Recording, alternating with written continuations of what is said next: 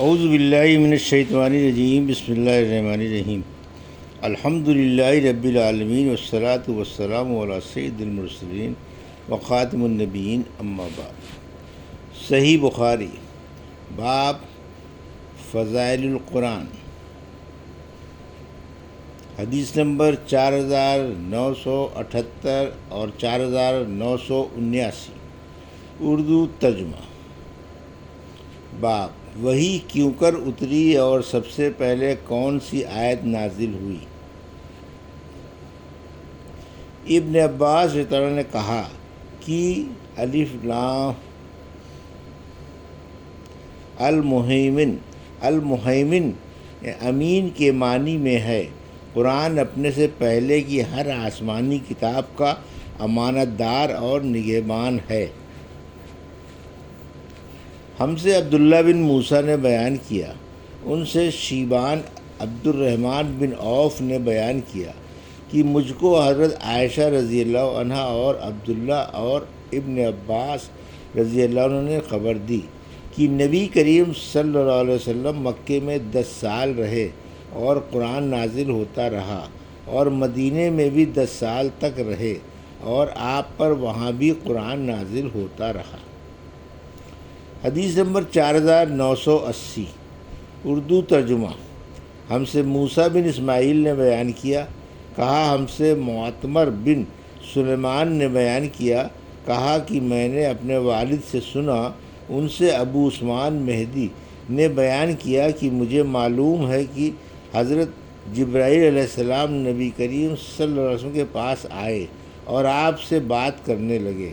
اس وقت ام المومنین ام سلمہ رضی اللہ عنہ آپ کے پاس موجود تھیں۔ آن صلی اللہ علیہ وسلم نے ان سے پوچھا کہ جانتی ہو یہ کون ہیں، یا اسی طرح کے الفاظ؟ آپ نے فرمائے۔ ام المومنین نے کہا دحیۃ الکلبی ہیں۔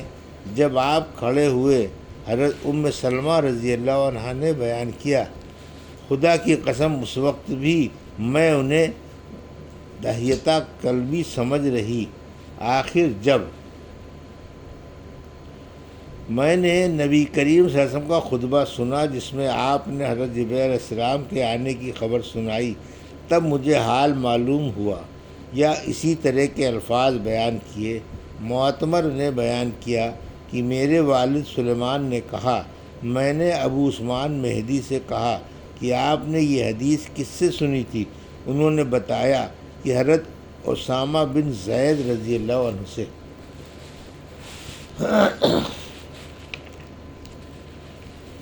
حدیث نمبر 4981، اردو ترجمہ۔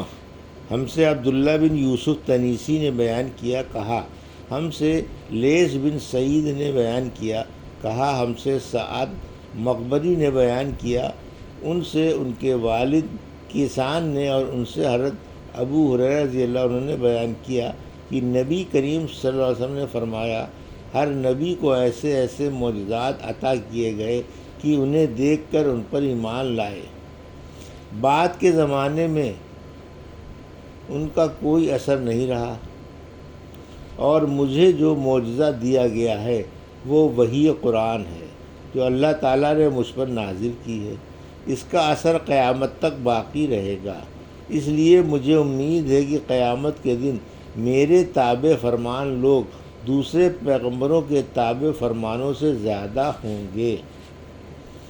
حدیث نمبر 4982، اردو ترجمہ۔ ہم سے عمرو بن محمد نے بیان کیا، کہا ہم سے یعقوب بن ابراہیم نے بیان کیا، کہا ہم سے ہمارے والد ابراہیم بن سعد نے، ان سے صالح بن کیسان نے، ان سے ابن شہاب نے بیان کیا، کہا مجھ سے حضرت انس بن مالک رضی اللہ عنہ نے خبر دی کہ اللہ تعالیٰ نبی کریم صلی اللہ علیہ وسلم پر پے در پہ وحی اتارتا رہا، اور آپ کی وفات کے قریبی زمانے میں تو بہت وحی اتری، پھر اس کے بعد آن صلی اللہ علیہ وسلم کی وفات ہو گئی۔ حدیث نمبر 4983، اردو ترجمہ۔ ہم سے ابو نعیم نے بیان کیا، کہا ہم سے سفیان ثوری نے بیان کیا، ان سے اسود بن قیس نے کہا کہ میں نے جندب بن عبداللہ بجلی سے سنا، انہوں نے بیان کیا کہ نبی کریم صلی اللہ علیہ وسلم بیمار پڑے اور 1 یا 2 راتوں میں تہجد کی نماز کے لیے نہ اٹھ سکے، تو ایک عورت اوراق بنت رب ابو لہب کی جورو آنر صلی اللہ علیہ وسلم کے پاس آئی اور کہنے لگی، محمد صلی اللہ علیہ وسلم، میرا خیال ہے کہ تمہارے شیطان نے تمہیں چھوڑ دیا ہے۔ اس پر اللہ تعالیٰ نے یہ آیت نازل کی، والضحیٰ واللیل اذا سجی، قسم ہے دن کی روشنی کی اور رات کی جب وہ قرار پکڑے کہ آپ کے پروردگار نے نہ آپ کو چھوڑا ہے اور نہ وہ آپ سے خفا ہوا ہے۔ حدیث نمبر 4984، اردو ترجمہ۔ قرآن مجید قریش اور عرب کے محاوروں میں نازل ہوا۔ اللہ تعالیٰ نے خود فرمایا ہے، قرآناً عربیاً، یعنی قرآن واضح عربی زبان میں نازل ہوا ہے۔ ہم سے ابو الیمان نے بیان کیا، کہا ہم سے شعیب نے بیان کیا، ان سے زہری، اور انہیں حضرت انس بن مالک رضی اللہ عنہ نے خبر دی، انہوں نے بیان کیا کہ حضرت عثمان رضی اللہ عنہ نے زید بن ثابت، سعید بن عاص، عبداللہ بن زبیر، عبد الرحمن بن حارث بن حشام کو حکم دیا کہ قرآن مجید کو کتابی شکل میں لکھیں، اور فرمایا کہ اگر قرآن کے کسی محاورے میں تمہارا حضرت زید بن ثابت سے اختلاف ہو تو اس لفظ کو قریش کے محاوروں کے مطابق لکھو، کیونکہ قرآن انہی کے محاوروں پر نازل ہوا ہے۔ چنانچہ انہوں نے ایسا ہی کیا۔ حدیث نمبر 4985، اردو ترجمہ۔ ہم سے ابو نعیم نے بیان کیا، کہا ہم سے حمام بن یحییٰ نے بیان کیا، ہم سے عطا بن ابی رباح نے بیان کیا، دوسری سند، اور میرے والد مسدد بن زید نے بیان کیا کہ ہم سے یحییٰ بن سعید قطان نے بیان کیا، ان سے ابن جریج نے بیان کیا، کہا مجھ کو عطا بن ابی رباح نے خبر دی، کہا کہ مجھے صفوان بن یعلا بن امیہ نے خبر دی کہ میرے والد یعلا کہا کرتے تھے کہ کاش میں رسول کریم صلی اللہ علیہ وسلم کو اس وقت دیکھتا جب آپ پر وحی نازل ہوتی ہو۔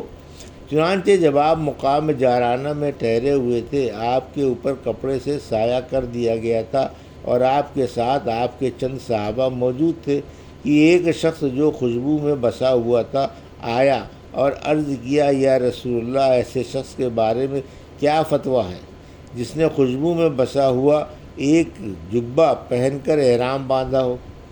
تھوڑی دیر کے لیے علیہ وسلم نے دیکھا اور پھر آپ پر وحی آنا شروع ہو گئی۔ حضرت عمر رضی اللہ عنہ نے حضرت یعلا کو اشارے سے بلایا، یعلا آئے اور اپنا سر اس کپڑے کے جس سے آنس صلی اللہ علیہ وسلم کے لیے سایہ کیا گیا تھا اندر کر لیا۔ آنس صلی اللہ علیہ وسلم کا چہرہ اس وقت سرخ ہو رہا تھا اور آپ تیزی سے سانس لے رہے تھے۔ تھوڑی دیر تک یہی کیفیت رہی، پھر یہ کیفیت دور ہو گئی اور آپ نے دریافت فرمایا کہ جس نے ابھی مجھ سے عمرو کے متعلق فتویٰ پوچھا تھا وہ کہاں ہے؟ اس شخص کو تلاش کر کے آپ کے پاس لایا گیا۔ آپ صلی اللہ علیہ وسلم نے ان سے فرمایا، جو خوشبو تمہارے بدن یا کپڑے پر لگی ہوئی ہے اس کو 3 مرتبہ دھو لو اور جبے کو اتار دو، پھر عمرے میں بھی اسی طرح کرو جس طرح حج میں کرتے ہو۔ یہ تھی صحیح بخاری باب فضائل قرآن کی حدیث نمبر 4978 سے 4985 کا اردو ترجمہ جو ابھی آپ نے سماعت فرمایا۔ اللہ سے دعا ہے کہ اللہ ہمیں حدیثوں کی صحیح سمجھ عطا فرما اور ان پر عمل کرنے کی توفیق عطا فرما، آمین یا رب العالمین۔